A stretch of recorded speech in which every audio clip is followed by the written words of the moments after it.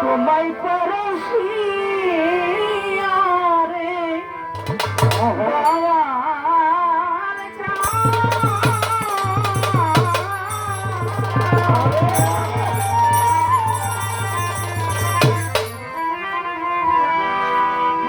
তোমার চরণ দাসী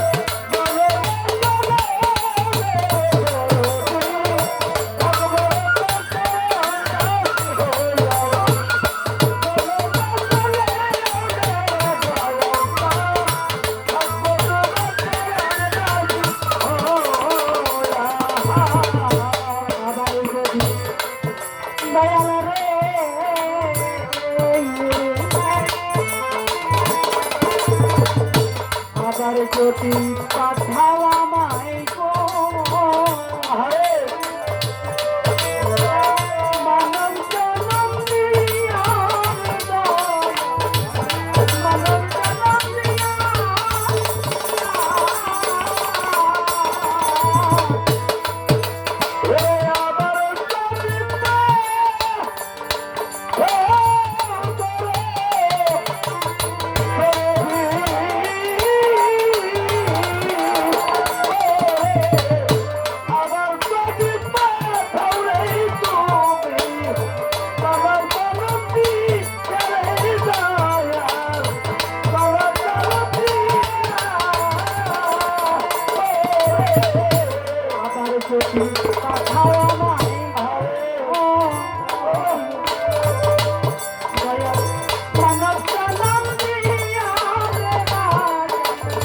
মানব জনম দিয়া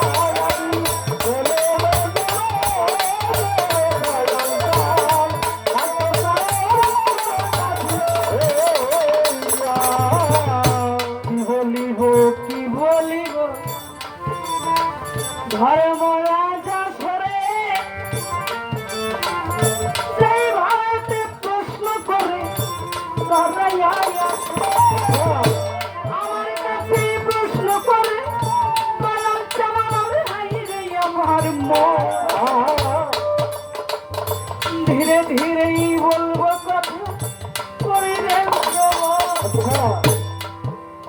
দয়াল ভক্ত যখন প্রেম করে প্রেমে যখন সফলতা আসে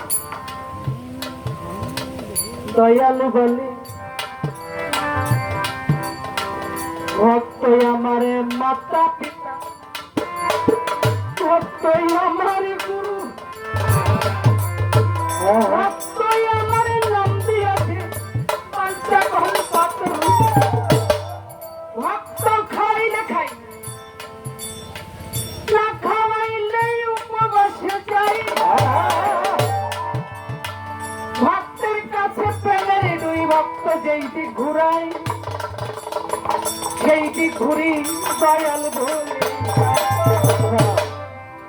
ভক্তের হাতে প্রেমে ভক্ত সেইটি ঘুরায় আমারে আমি সেইদিকে ঘুরি ভক্ত আমার নাম দিয়েছে বাঞ্ছা কল্পতরু ভক্তই আমার মাতা পিতা ভক্তই আমার গুরু এখানে যখন চলে যায় তখন ভক্তের পায়ে দয়াল ভক্তি এরকম একটা মঞ্চ আমার জীবনে হয়েছে সেটা বাস্তব ঝিনাইদার নজরুল আছে না এই নজরুল আর আমি গান করেছিলাম জয়পাড়া দয়াল বাবা নাগর চৌধুরী দরবার গুরু ভক্ত পালা এমন একটা পর্যায়ে গিয়ে নজরুল বাইতে গুরু আমি ভক্ত ভক্তের পায়ে যখন ভক্তি দিল ওই মঞ্চের মধ্যে যতগুলো লোক ছিল সমস্ত লোক এমন কোন একটা লোক বসা ছিল না প্রত্যেকটা লোকই মাটির মধ্যে ছিল কোন সময় ভক্তি দেয় যখন একাকার হয়ে যায় আমাকে প্রশ্ন করেছে যখন দয়াল ভক্তি নেয় ভক্তকে দয়াল ভক্তিটা কোথায় রাখে আসলে আমি নিজেকে ধন্য মনে করছি আজকে আমার জীবনে পালাগা ছোট বড় বাংলাদেশের প্রায় প্রায় শিল্পীর সাথে গান করা হয়েছে আজ পর্যন্ত এরকম একটা প্রশ্ন আমাকে কেউ করেনি। ভক্ত ভক্তি পেলে গুরুর ভক্তি ভক্ত কোথায় রাখে? এর চেয়ে ওজন কি দুনিয়ার কোনো কিছু আছে? এত ওজন ভক্তি, ভক্তের ভক্তির জোরে নিজামুদ্দিন আউলিয়া বলেছিল ভক্তদের, যখন আমির খসরু জুতা নিয়ে নিজামুদ্দিনের বাড়ির দিকে রওনা হয়েছিল, ভালোবাসা ভক্তির জোর এত ছিল, নিজামুদ্দিন আউলিয়া সমস্ত ভক্তদের বলেছিল আমার বাড়ির সমস্তকে এই বন্ধ করে দাও, আমির খসরু আসতেছে। ওর ভক্তে, ওর ভক্তির এত জোর, ও যদি এখন আমার বাড়ির মধ্যে ঢুকে আমার বাড়ি কোন অস্তিত্ব থাকবে না, ও যেন আমার বাড়ির মধ্যে ঢুকতে পারবে না। একজন ভক্তের ভক্তি যদি এত জোর হয়, তাহলে একজন দয়ালের ভক্তির জোর কত হইতে পারবে? দয়ালের ভক্তিটা ভক্ত কোথায় রাখবে? দরবেশ সিরাজ সাইজি, দরবেশ লালন সাইজি এত প্রেম, একজন আর একজন ছাড়া থাকতে পারে না। একদিন না দেখলে পাগল হয়ে যায়। সিরাজ সাইজির স্ত্রী বলে, তবু লালন তোমার কি হয়? লালন তোমার কি হয়? আমি তোমার সহধর্মিনী, তোমার সাথে এক বালিশের মাথা দিয়ে ঘুমাই, আমার জন্য তো তুমি আমার লালনকে তুমি একটু না দেখলে পাগল হয়ে যাও। লালন তোমার কে? সিরাজ সাইজি বলে, এই প্রশ্নের জবাব আমি তোমাকে দিতে পারবো না। লালন আমার কে হয়?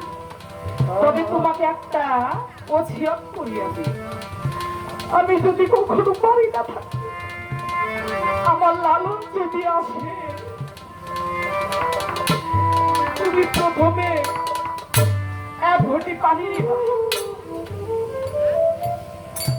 আমার লালনের পা দুখানা ধোয়াইবা, ধোয়াইয়া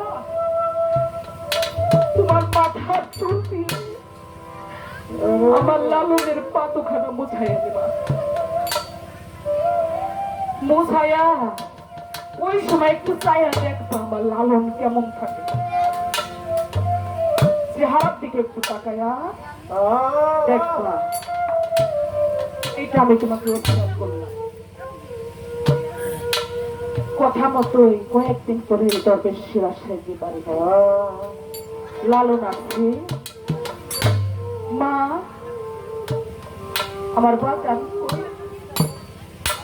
বাজানরে না দেখলে তো আমার ভালো লাগে না। মা বলে, লালন রে, তোর বাবা তো বাড়ি নাই, কই যেন গেছে। লালন যাইতেছে আর ওই কথা মনে পড়ছে। বাবা লালন একটু দাঁড়া, বললো কি কয়, তোর সাথে আমার একটু কাজ আছে। স্বামীর খবর তো এক ঘটি পানি আছে। লালনের পা দুখানা ধোয়াইছে, ধোয়াইয়া মাথার চুল খুলে পা দুখানা মুছাইছে। মুছাইয়া তাকায়া লালনের মুখের দিকে তাকায়া দেখবে লালন কেমন আছে। তাকায়া দেখে লালন সাইজি নাই, ওখানে স্বয়ং সিরাজ সাইজি।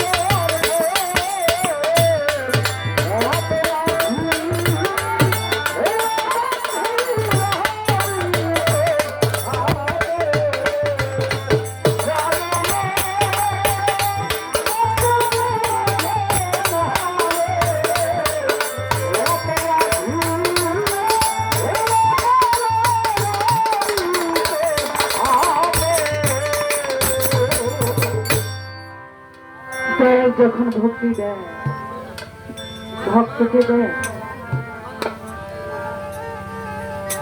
যার ভক্তি সে নিজেই নেয়।